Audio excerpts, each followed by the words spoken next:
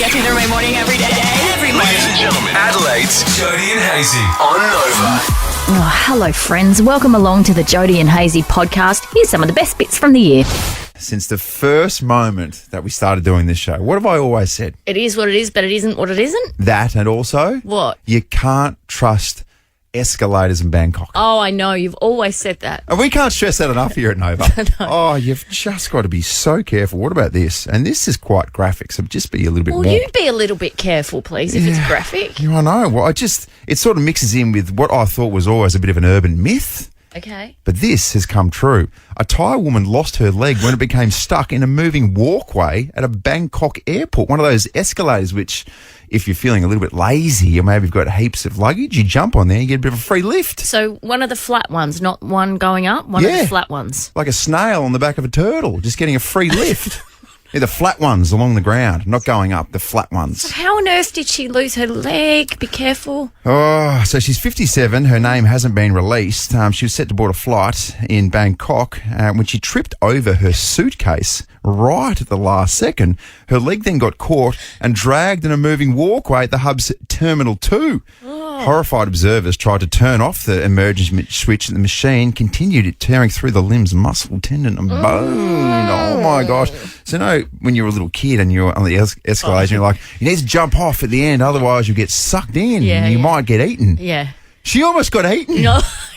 My God. How did she take it? Was The photo, and if you do see the article online, she actually takes it quite well. She's sitting there missing a leg and seems quite composed. Yeah, right. Yeah. Bloody escalator got a leg. I just... The escalators. The escalators. Hey, they're so angry. It's been hungry, that What day. about the absolute fear, though, when you are a small child and you're going down an escalator and you're getting to the bottom and you're like, Mom, overhead, and you make the leap and you make it and you're like, oh, thanks. This is why. God. This is why. And you know those moments as well where it's like a genuine moment of realisation? Yeah. Yeah. So I think I had one of them as soon as I read this article as well. What do you mean? So finally it makes sense as the people keep on telling me I can't jump on an escalator naked. And the thing about that, Jones, is that the truth is, it might be the opposite. Like when my wife, Cara, met me for the first time and she looked me up and down when I was naked and said, well, you could travel on an escalator naked and be fine. And I said, what does that mean? What do you mean? She said, I don't know. Is that a compliment? And I said, are you hungry? And then we just moved on. Geez, medicine has come a long way, hasn't it, Jones? It has. It's incredible what they can do these days. I had this story that popped up on my desk. Doctors in Jerusalem. You say pops up on your desk. You never use your desk. It popped up on your phone, let's be honest, while you were scrolling at 10 o'clock at night. What's the difference? Doctors in Jerusalem successfully reattached boy's head after car accident. What? Oh, my gosh. What? A surgeon has performed a miracle surgery in reattaching a boy's head after being hit by a car while he was riding his bike. 12-year-old Palestinian boy suffered what is known as internal decapitation, in which the skull detaches from the spine upon arrival in the emergency room. Doctors said his head was almost completely detached from the base of his neck.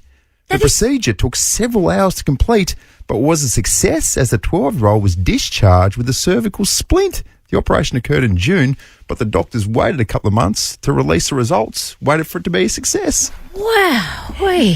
That's quite comforting to know that if you do lose your head, that they can put it back on these days. Isn't that good? Too late for Petey in Dumb and Dumber. My parakeet Petey, he's dead. What happened? His head fell off. Yeah, he was pretty old. Yeah, that was the thing. He was quite old. Oh, my God. 13, 24, 10. Yeah. When did your head fall off? I reckon you would have had a couple of nights out where you've woken up and gone, oh, Jesus Christ, where's my head? Oh, my gosh. Is it even on my shoulders? 13, 24, 10. When did you wake up and your body was completely missing? And maybe you woke up and you were in a jar. If you're in a jar right now and you're just a head in the jar like Futurama, like they do there, give us a call. Yeah. Get someone that gives us a call, set it up on loudspeaker and have a chat with us. 13, 24, 10. When did you misplace your bonds? Yeah. So I remember one of the grand finals as well, Yes. where I woke up on the Monday, Yeah. just a head, body, completely gone. Missing. CCT vision came back and I was still at Mansions, I reckon, dancing around.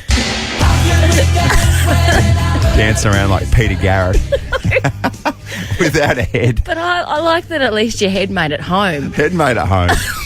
but just arms and legs everywhere, dancing the way Peter Garrett does. Yeah. With a premiership medal around her neck, but no head.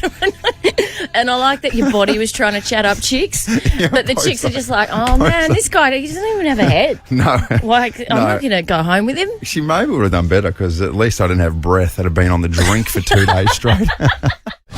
Jodes, old wives' tales, like what we learnt when we were kids. Mm-hmm. I think there's a few which probably in your teens you learnt that are just completely bogus. Yeah, completely outrageous. But as youngsters, you think, wow, I mean, if this particular thing happens to me, I might just die. Yeah. Well, one particular old wives' tale has probably been proven true in Russia. Mm-hmm. And that is the swallowing of seeds and what can happen from that. I literally just had a mandarin and now I was going to swallow the pips, but I'm not going to. Oh, thank goodness.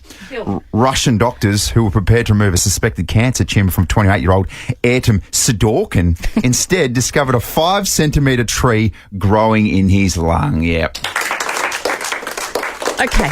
Initially thought to be cancer due to symptoms like severe chest pain and coughing up blood, surgeons were stunned to find a small tree inside Sid's lung. My goodness. Let's just call him Sid for the sake of it. Okay. It's believed that he might have inhaled a seed which then sprouted. Oh my gosh. So- this is the stuff of horror movies. Okay, so that can actually happen. If you swallow a seed of something, it can grow inside of you. And unintentionally as well, a seed was just sort of half floating through the air and Sid just took a breath in at the wrong time and then bang, old tree lung over here. Yeah, right. It's all happening. Well, see, sometimes I feel like I inhaled, 4 watermelon seeds and then I grew a big watermelon inside my belly. See, and that's the thing. When you're a youngster, I feel like it was spread amongst the primary school. Don't swallow watermelon seeds because they'll grow inside you. And then it was a real bully tactic for maybe the older kids to say, see that lady over there? Yeah. See what's happening with her belly? She swallowed a watermelon seed, pointing to a heavily pregnant woman. 100%. I remember thinking that when I was a youngster. Really? Like, oh my gosh, never swallow watermelon seed. Loving watermelons, but not prepared to take the risk of swallowing a seed. Yeah. So just avoiding watermelons. Yeah, and then heaven forbid you grow a watermelon inside of you and it's not one of those seedless ones and then you have to pick out, oh my God, what a disaster. Yeah, and then you go get a scan. Yeah. And they're like, oh, congratulations, you're 8 months pregnant. You're like, no, I'm pretty sure it's a watermelon. Actually, I swallowed a watermelon seed, doc. I'm going to get a second opinion. Call yourself an obstetrician. Grow up, mate. The other one is chewing gum. Oh, yes. Staying in your stomach for 7 years. Yeah. Yeah. The other one was, I reckon I was told if you have a piece of steak, that will sit in your guts for about 6 months. Really? Yep. I never heard that one. Didn't you? It would stay in your guts for 6 months. That'll turn you off meat forever. Yeah, mate, you lived on a farm. They were feeding you all sorts of stuff about animals. I was eating steak, breakfast, lunch and dinner. And smoko as well. Yeah. So the other one as well, which was an old wives' tale, which we are still, I'm on the edge of incorporating to my kids right now, is sitting too close to the TV will make your eyes go square. Yes. Yeah. So true. Yeah. So true, mate. So now if I say that to my son, sitting in front of that tablet will make your eyes go square, I feel like he looks at me and says, well, that's something I'm prepared to live on with in the future. Mr. Hayes ever mentioned anything about going blind? Who said that? Who said that?